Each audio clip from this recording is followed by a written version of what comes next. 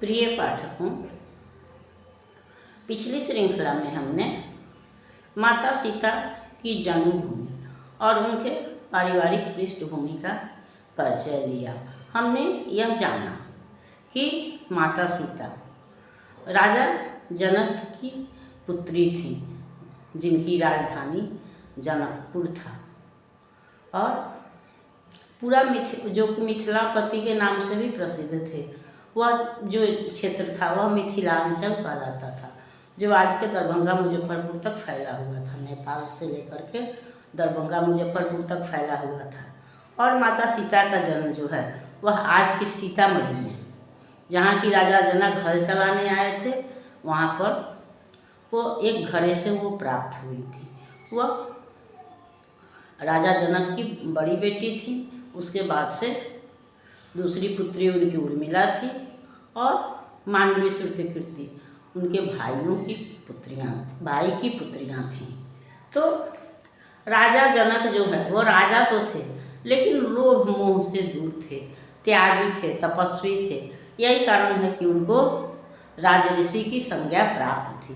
उनका दरबार जो है वह ज्ञानियों से, श्रेष्ठ जनों से भरा हुआ था। यही कारण है कि दूर दूर के लोग भी अपनी समस्याएं लेकर राजा जनक के दरबार में आते थे और वो उनका उचित समाधान करते थे। इस तरह से हम कह सकते हैं कि राजा जनक का राज दरबार या उनकी पारिवारिक पृष्ठभूमि जो थी वह पवित्र थी। वैसे भी जहाँ भगवान राम या सीता का जन्म हो, वह स्थान या वह घर, वह नगर तो पवित्र होगा ही। तो उस पवित्र वातावरण में माता सीता का लालन पालन हुआ और धीरे धीरे वे बड़ी हुई। तो फिर उनके विवाह की चिंता जो है वह महाराजा जनक के मन में उत्पन्न हुई। और जैसा कि सभी पिता चाहते हैं कि वह अपनी कन्याओं को ऐसे योग्य वर को समर्पित करें जहाँ कि वो आजीवन सुखी रहे। तो इसी मन विचार को ध्यान में रखते हुए उन्होंने धनुष यज्ञ का आयोजन किया।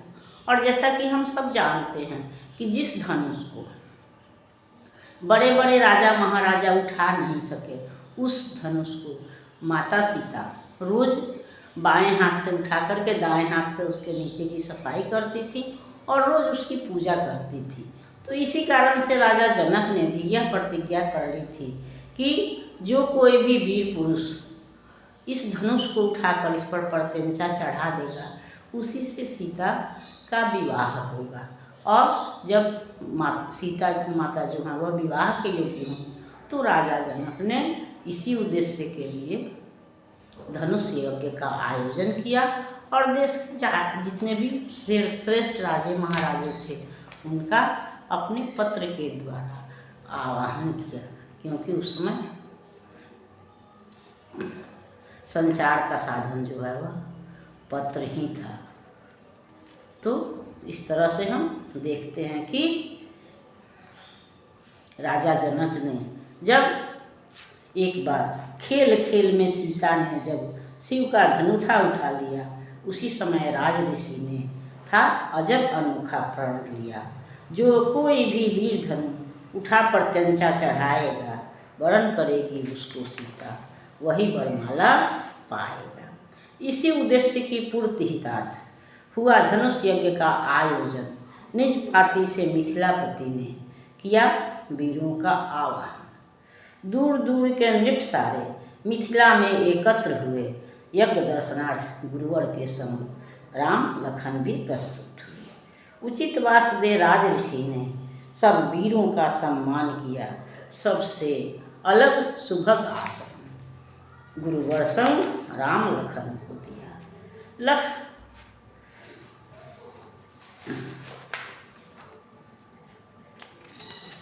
लख राम लखन की शुभराई, मिथिलापति भाव विमुग्ध हुए।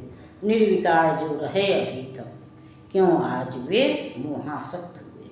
मुग्ध भाव से राज ऋषि थे, राम लखन को निहार रहे। कैसा अद्भुत आकर्षण है, मन में कर वे विचार रहे। सहज वैरागी मन मेरा, क्यों आज मोहासक्त हुआ। क्यों व्यापी है माया, मुझको जिसने अब तक नहीं छुआ। खोए खोए से राजऋषि तब विश्वामित्र से बोल पड़े, मन को मोहित करने वाले किस कुल के हैं दीपक ये। सहज बैरागी मन मेरा क्यों आज खिंचा जाता है, लगता है इन बच्चों से जन्म जन्म का नाता है। क्या ये दोनों स्वयं ब्रह्म हैं या विष्णु तनधारी हैं, या ये सृष्टि के संचालक भुवन मोहन त्रिपुरारी हैं।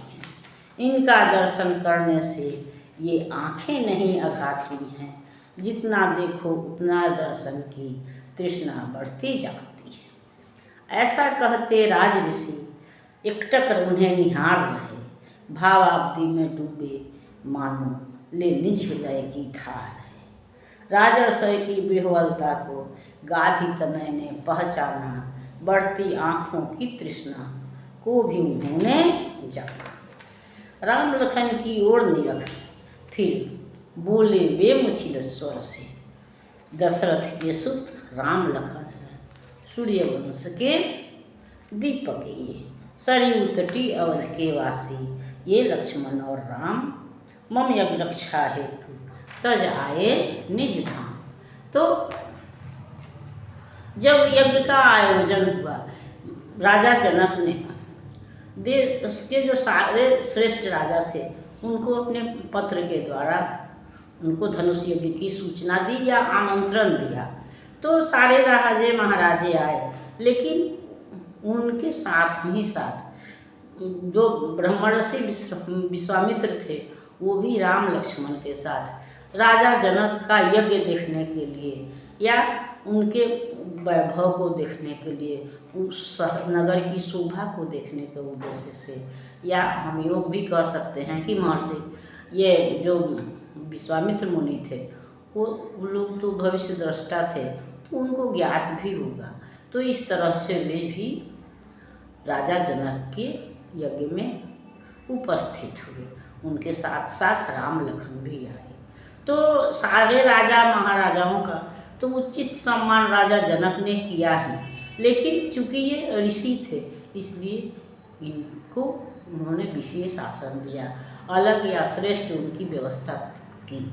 और जब उन्होंने राम लक्ष्मण को देखा तो उनके मन में एक अलग आकर्षण महसूस हुआ, और तब उन्होंने सोचा कि क्या बात है कि इन बच्चों की तरफ, इनके तरफ मेरा हृदय जो है वह खींचा जा रहा है, जबकि मैं तो बैरागी हूँ। लेकिन ये चूँकि स्वयं भगवान राम थे, तो जो भक्त है तो उसका हृदय तो भगवान राम की तरफ आकर्षित होगा ही। लेकिन राजा जनक इस रहस्य को नहीं जान पा रहे थे, और तब उन्होंने विश्वामित्र से यह प्रश्न किया कि आखिर ये बालक कौन है जिनके तरफ मेरा मन जो है वह आकर्षित हो रहा है, या ऐसा लग रहा है जैसे इनके साथ मेरा जन्म जन्म का नाता है, कोई रिश्ता है जो कि जब हम एक दूसरे से जुड़े होते हैं तभी एक दूसरे के प्रति हमारा आकर्षण होता है, अनजान लोगों के प्रति में हमारा कोई आकर्षण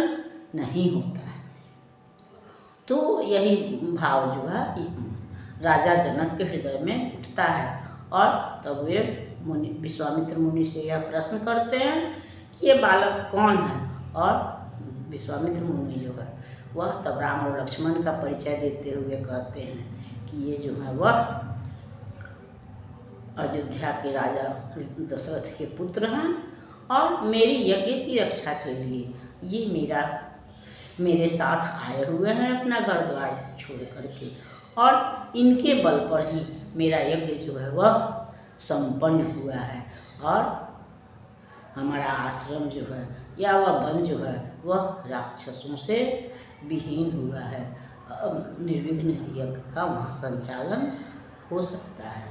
तो इस तरह से विश्वामित्र मुनि जो है वह राम लक्ष्मण का परिचय जो है राजा जनक को देते हैं, और उसके बाद से उस दिन सभी विश्राम करते हैं।